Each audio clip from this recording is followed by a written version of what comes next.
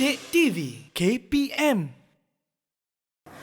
Terima kasih Syafiqah. Ya. Tadi kita telah pun tahu berkenaan dengan trait personality konstruk yang pertama iaitu autonomi.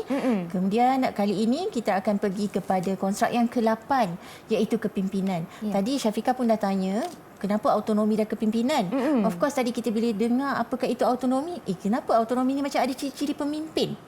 Tapi istimewanya ITP adalah bila kita dah kenal autonomi, dalam trait personality juga ada konstruk khas yang menjurus kepada kepimpinan, okey? Iaitu kepimpinan sendiri. Kita lihat apa itu kepimpinan. Okey, maksud kepimpinan adalah individu yang suka, mahu dan berkebolehan dalam mengawal orang lain dan juga mereka ini lebih suka memimpin daripada dipimpin. Of course lah pemimpin macam tu kan, memang suka memimpin daripada dipimpin. Kalau berjalan pimpin tangan pun macam tu agaknya kan Syafiqah, dia nak duduk depan, dia tak nak duduk belakang. Okey. So untuk pengetahuan semua, kepimpinan juga kita lihat dari 3 skor, iaitu skor rendah, skor sederhana dan juga skor tinggi.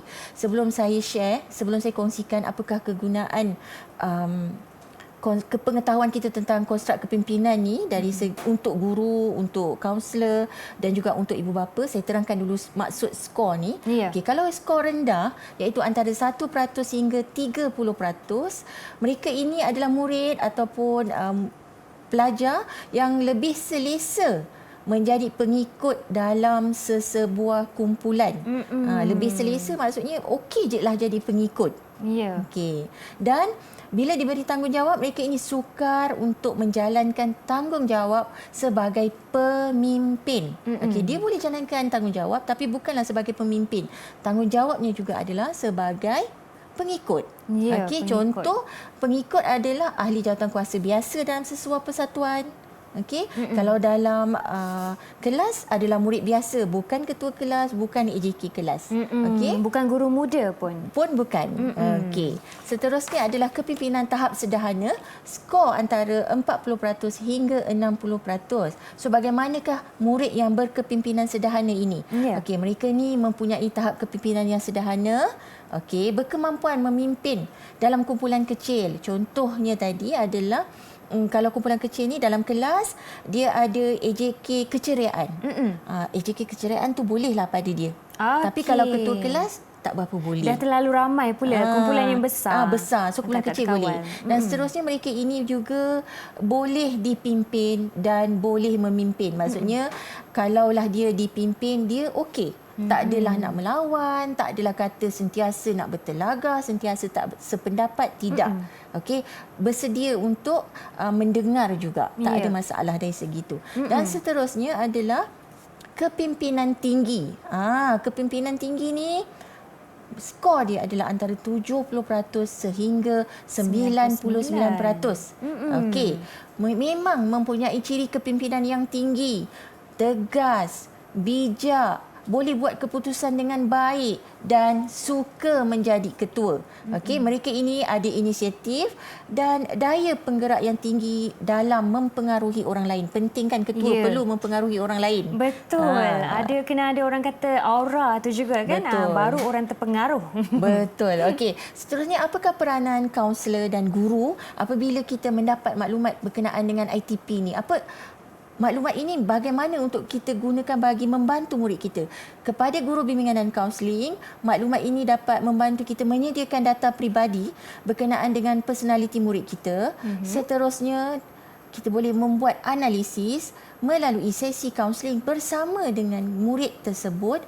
Okey, dan sesi ini lebih berpandu kepada inventory trait personality. Okey, untuk kita lihat apa potensi boleh dibangunkan, apa potensi boleh dikembangkan. Seterusnya menyediakan maklumat laluan dan hala tuju. Ini antara yang paling penting, okey. Supaya murid ini ada hala tuju, dia dah tahu dia berkepimpinan, apakah kejayaan yang sesuai untuk dia. Dia dah tahu dia berautonomi tinggi, apakah kejayaan yang sesuai untuk dia, ke mana dia perlu belajar.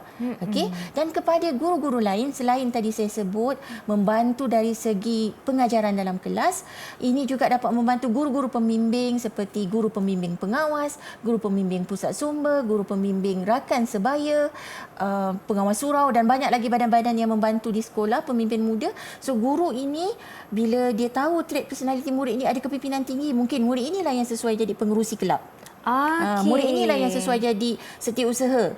Yang boleh dengar cakap ni kita lantik dia jadi bendahari. Ya betul. Lagi mudah dari situ. Betul. Daripada kita secara rawak kan ya, memilih. random. Jadi yang ITP ni menyediakan panduan kepada mereka. Baiklah, semoga sedikit sebanyak pencerahan tersebut dapat memberi panduan kepada guru-guru kita dan juga ibu bapa yang mempunyai anak yang bersekolah ya. Dan kali ini pula kita pun telah sampai di penghujung slot kita. Boleh tak cikgu kongsikan sedikit rumusan ringkas untuk kali ini? Okey, terima kasih Syafiqah. Jadi rumusannya untuk trait personality, konstruk autonomi dan juga kepimpinan, okey, pengetahuan yang kita ada sangat berguna kepada guru, ibu bapa dan murid itu sendiri. Okey, supaya mereka ini sedar apa yang ada dalam diri mereka, apakah kebolehan mereka, apakah potensi diri mereka. Okey, dan dengan kukuhnya IMK tadi digabungkan dengan ITP, kita boleh merancang hala tuju pendidikan, seterusnya hala tuju kerjaya murid ini dengan lebih baik. Okey, di samping itu juga kita dapat bantu murid supaya dalam sesi kaunseling, murid tahu, cikgu, saya ni bagaimana? Bolehkah saya dikembangkan lagi bakat-bakat saya yang lain? Jadi, kita boleh tunjuk markah-markah, skor-skor mereka, apa yang mereka perlu kembangkan. Di samping itu, yang terakhir sekali, kita perlu percaya bahawa bakat, kemampuan dan potensi murid boleh diasah dan ditambah baik. Didik TV KPM